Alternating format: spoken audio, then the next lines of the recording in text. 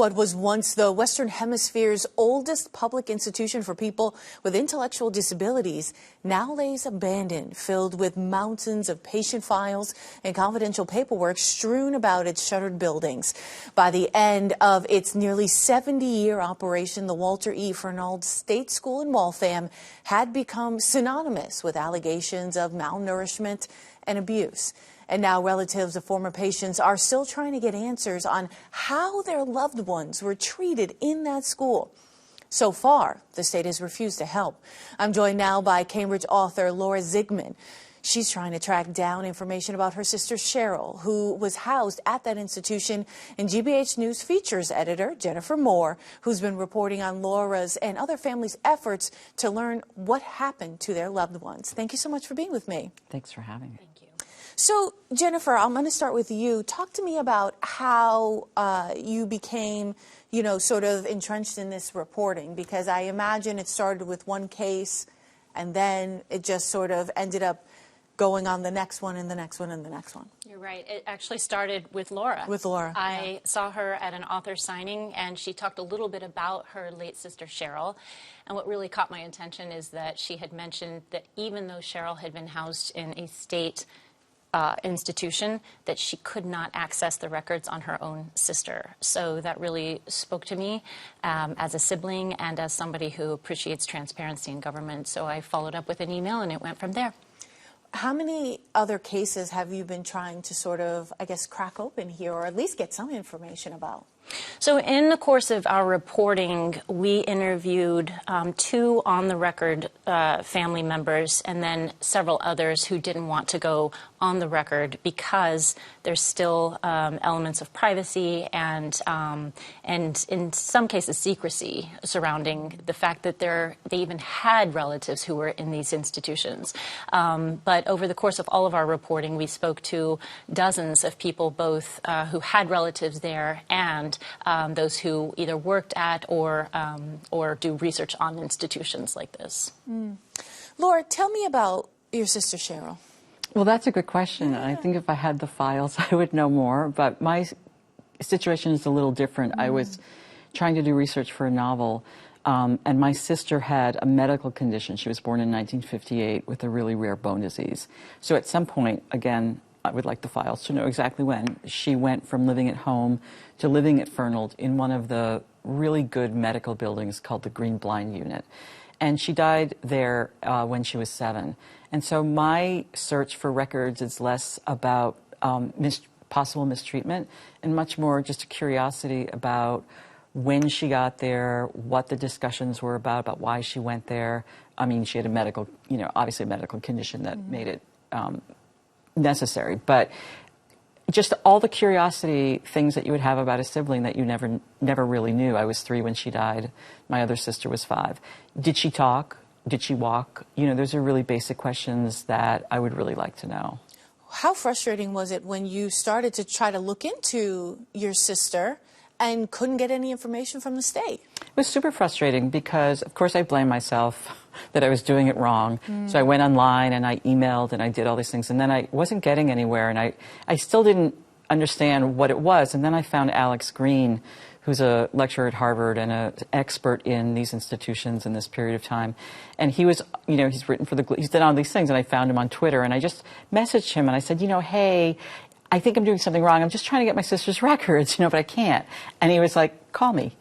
And he said it's really, really hard. Massachusetts has some of the tightest privacy laws in the country, if not the tightest. And he said, you will need a lawyer likely to even find out if there are records and then establish guardianship. I think he said I would have to establish guardianship first and then ask if there were records. And I might do all that, and there might not be any records. Establish guardianship of your sister? Yes. Wow. So how would you do that? A lawyer. Yeah. Yeah. That's incredible. Yeah. Jennifer, I mean, is this normal? Like if you have a family member in a state institution where you wouldn't be able to get access to their information? It really varies by state, right? So there are federal laws like HIPAA, right, that talk about privacy of health records. And yet these state institutions or former institutions, because again, they're no longer open, right? they really functioned as many different roles. First of all, they did give medical care, right? So in some sense, they were a hospital for patients, if you wanted to call them that. In some sense, they were disciplinary places where people went who had pretty significant behavioral issues, and it was seen as a disciplinary thing. In other places, it was almost seen as a prison, and they were referred to as inmates. And so there's a wider question to be had, right, of what exactly was the role of these institutions, right? And so going back to the question about the, is it normal, though, Yeah. this really does vary by state, depending on where you are. If you are in Wisconsin, for example, they do see this more as a historical record, and they have a limited process whereby family members can go and have some access to the records of their loved ones.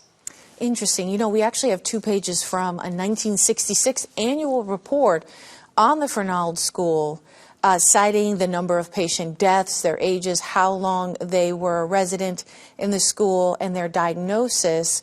The majority of the diagnoses here were listed as idiot, imbecile, and moron, while a couple note that there were too young to test here or died before an IQ test obtained.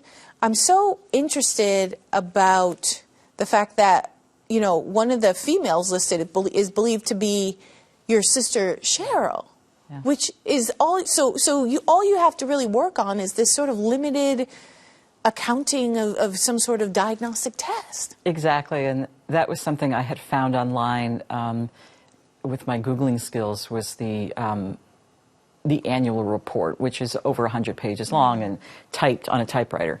And I found that she died in November of 1965, so I looked at the 1966 one. And exactly as you said, the names are not on there for the deaths, but I narrowed it down because there was a 7-year-old girl with my sister's diagnosis, which was osteopetrosis, which was a disease where the bones don't produce bone marrow, so that you don't grow, physically don't grow. And so when I saw that with, I think the classification was imbecile, you know, it was quite something to see that. I know that those were terms that were used at the time, and that's just how it was. But to see that is really quite something. How's the rest of your family reacted to what little you have uncovered? Both my parents are gone, and I think that's the frustrating part, is that I wasn't, you know, when you grow up in a family of loss, you kind of, or I did, I just sort of felt like I had lived in the shadow of my sister's ghost for most of my life. And so it was such stupid timing on my part that by the time I was ready to really, that I had all these questions, both my parents were gone, and then the institution shut down, and I couldn't go on campus, I couldn't go to those buildings, I couldn't talk to anyone. And that's when I turned to what I thought would be a really easy process of just getting her files. I have a sister in Los Angeles, and we're both really just curious, you know, in a way that some other people are really looking to find very painful answers. Our thing is really mostly curiosity. Yeah, and Jennifer, I imagine in talking to other families, this is the frustration they feel. There's no one left to ask these questions. Right. Their siblings and relatives are, by and large, departed at this point. They've passed away. And now it really does fall to the state to find a solution to honor, right, the memory of these people who were housed there, who were under the care of the state, and also really to honor the rights of their family members just to know. Yeah. So what can folks do at this point? Now that, you know, your reporting and Laura's book and things like that have come to light, is there any action on the state's part to maybe help these family members? There is some movement in the State House. There is a bill, a joint bill in the House and Senate that is moving forward that would, if passed, it would open up records after 75 years.